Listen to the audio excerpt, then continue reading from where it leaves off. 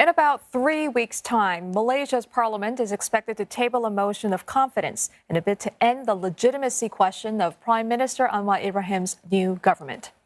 Barisan Nasional and UMNO chief Ahmad Zahid Hamidi has signalled that his coalition will back Mr. Anwar in the December 19th vote. He said the move, seen by some as risky, is a necessary democratic process and his coalition will support it. He adds that the decision by the Malaysian king to appoint Mr. Anwar should not be disputed but respected. But before the vote takes place, the focus is on who the Prime Minister will appoint as cabinet members. Mr. Anwar is clear on what he wants. He says he will not appoint ministers as a form of reward and has tempered salary expectations as well. An announcement on the cabinet lineup is likely in the coming days. The rising cost of living also in the spotlight amid slowing growth and high inflation. Afifah Arifin shares with us the tricky position the Malaysian Prime Minister finds himself in as he works to resuscitate the country's economy. We do know that for him, the priority is to bring down the rising cost of living, which is something that has heavily affected all Malaysians. And reviving the economy is something that he has been promising Malaysians throughout his entire election campaign. And so he has held this special urgent meeting, bringing down all the high-level government officials, including Bank Negara's Governor, Nur Shamsia Yusof, as well as the heads of the various agencies like Trade and Industry as well as Agriculture Ministry. He has tasked them to resolve this matter, giving them 2 weeks to come up with an action plan and to discuss this with the relevant stakeholders before it is presented to cabinet when that is formed. Now, on that note, though, there is still no cabinet yet. He hasn't appointed people into his government yet, although he said that this is something that has yet to be discussed with the various component parties. Now, we do know that that is a very tricky position that Mr. Anwar Ibrahim is in because there are just so many component parties in his unity government, and cabinet positions need to be given fairly and equally. Another consideration that Mr. Anwar Ibrahim has is that he wants to downsize his cabinet, moving away from those extravagant cabinets from previous administrations that had more than 70 people in it. Of course, we can consider 1 or 2 cases where it is absolutely necessary, but it should not be seen as rewarding political masters in order that they support you. I want them to support me based on my policies and my commitment to good governance and my commitment to anti-corruption drive and to resuscitate the economy. For more insight, let's speak with Associate Professor Mazna Mohammed. She's with the Department of Malay Studies and Department of Southeast Asian Studies at the National University of Singapore. Professor Mazna, Prime Minister Anwar Ibrahim has given government agencies 2 weeks to review the implications of narrowing subsidies as he moves to tackle the rising cost of living and help low-income groups. A popular move? Yes, generally, because I think the government has been spending quite a lot on subsidies. As you know, the commodities that have been somewhat subsidized have been petrol to cooking oil, to food items. Yes, some people may think that not everyone deserves the subsidy, that only the most hard hit, of the population. However, I see this as a bit problematic also because there could be issues of implementation. So if it's targeted, so the government has to ensure that only the deserving ones get the subsidies. And I think this will be very tricky. Something like this have to be very well administered and, not prone to abuse. But overall, of course, it's acceptable. No one would dispute, that only the very deserving should get it.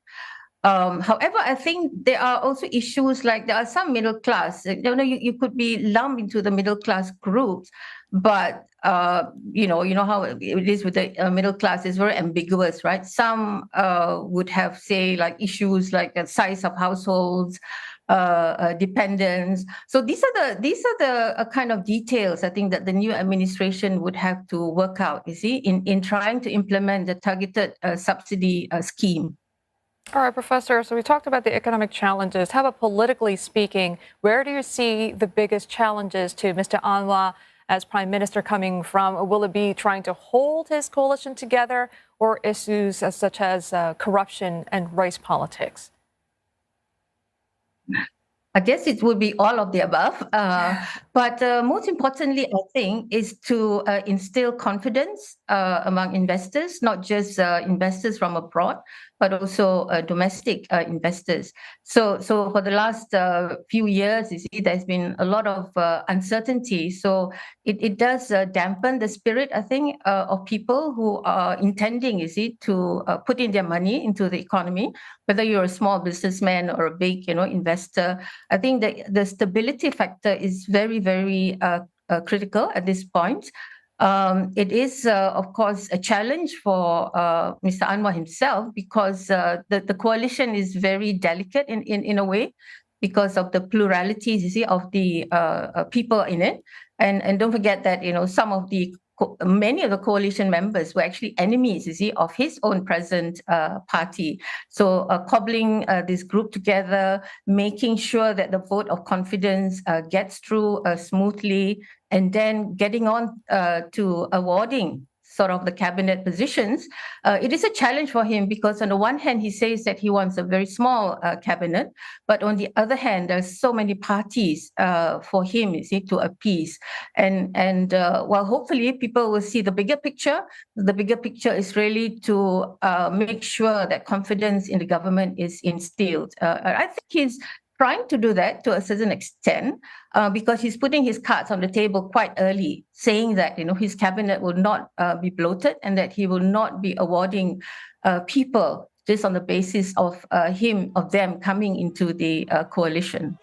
Yes, and speaking of that cabinet, Mr. Anwar is yet to form this high-level team, but he has said he won't be appointing people to his cabinet as a reward. So what should we expect, and are there any names you expect to see? No, I think he says not as a reward. Probably that's yes, more accurate. Sorry. I think that is going down, I think, to the people as well as to the members of his new government.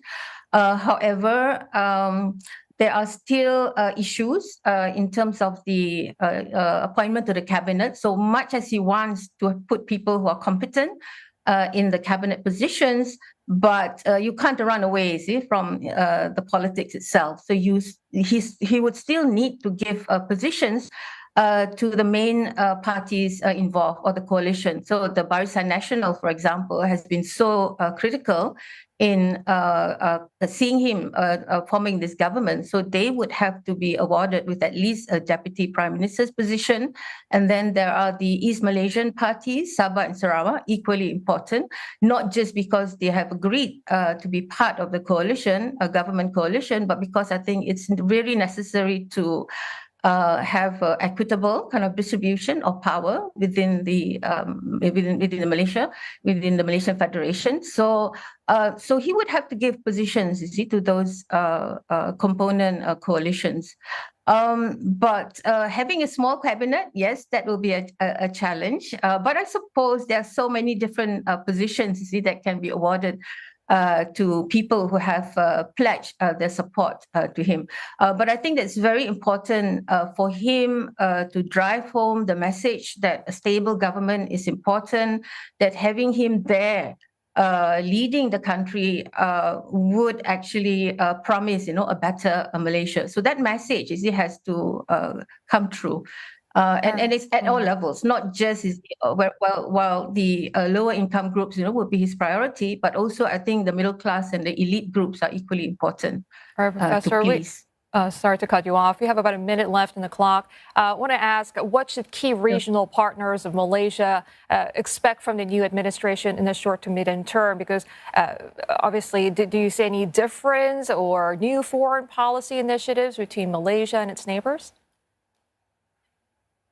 Definitely, I think, because, firstly, I think Anwar is more well-known internationally and globally. I'm not saying that just because he's well-known, that would necessarily ensure more friendly relations, diplomatic relations. But I think that is an important factor. And I think he has committed himself to establishing very close relationships. I mean, he's as his first phone call was from President Jokowi, and he's got his friends, in Turkey.